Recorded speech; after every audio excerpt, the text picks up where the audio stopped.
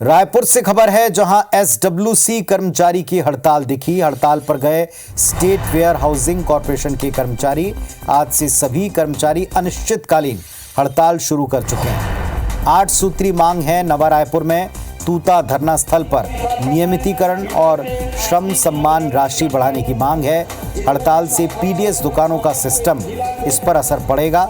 दुकानों में गरीबों को मिलने वाले चावल, राशन का ट्रांसपोर्टेशन ठप हो सकता है। अभिनंदन करता हूं।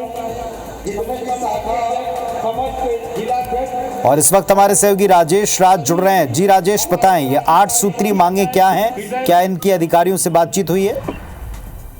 जी बिल्कुल पुनीत, हड़ताल पे जाने से पहले इन लोगों ने विभाग के तमाम अधिकारियों को ज्ञापन सौंपा था और अपनी मांगों से अवगत कराया था और साथ में अल्टीमेटम भी दिया था कि 3 से 4 दिनों के भीतर अगर उनकी मांग पे कोई सकारात्मक पहल हो जाती है, बैठ करके आश्वासन दिया जाता है, तो हड़ताल पर नहीं जाएंगे। लेकिन इनकी मांगों पर शायद कोई ध्यान नहीं दिया गया, जिसके चलते 15 तारीख यानी आज से यह अनिश्चितकालीन हड़ताल पर चले गए हैं।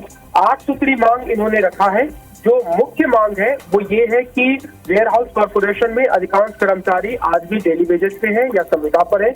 ये तमाम कर्मचारियों की नियमितीकरण की मांग कर रहे हैं और श्रमिक सम्मान के लिए जो पिछली सरकार ने घोषणा की थी कि कर्मचारियों को जो डेली वेजेस पे है या फिर अनियमित है, इर्रेगुलर है, उन्हें 4,000 रुपए प्रति महीना दिया जाएगा। इस सरकार की घोषणा थी पिछली बार, लेकिन वो कभी राशि मिली नहीं, तो वो उन राशि को देने की मांग कर रहे हैं। साथ साथ इनकी कई सूत्री और भी मांग है, जो छोटी बड़ी मांगे हैं, उनको लेकर के हड़ताल कर रहे हैं। और सबसे ज्यादा इम्पैक्ट जो इस हड़ताल की पड़ेगी वो पड़ेगी पीडीएस दुकानों पे, क्योंकि ये तमाम वेयर हाउस कॉर्पोरेशन के कर्मचारी ही हैं जहां जिनके देख रेख में इन पीडीएस दुकानों के लिए चावल, शक्कर या फिर नमक, ये जैसे खाद्यान्न सामग्री वितरित होती है। तो अगर ये तमाम कर्मचारी हड़ताल पर चले गए हैं, यानी वेयर हाउस कॉर्पोरेशन से अब चावल वितरित नहीं होंगे, चावल का उठाव नहीं होगा, और चावल का उठाव नहीं होगा तो फिर पीडीएस में जो शॉर्टेज है वो शुरू होंगे। तो जो स्टॉक है फिलहाल 2, 4, 5 या फिर 1 सप्ताह के लिए वो चलेंगे, लेकिन उसके बाद स्थिति गंभीर हो जाएगी,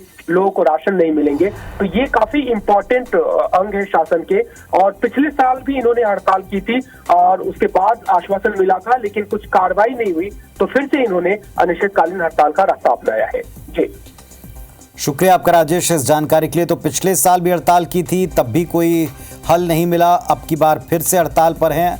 अनिश्चितकालीन हड़ताल की घोषणा है और ये कहा है कि जब तक मांगे नहीं मानी जाएंगी, लिखित आश्वासन नहीं मिलेगा, तब तक वो हटेंगे नहीं। पीडीएस सिस्टम इससे चरमरा सकता है, जो सभी कर्मचारी हड़ताल पर बैठे।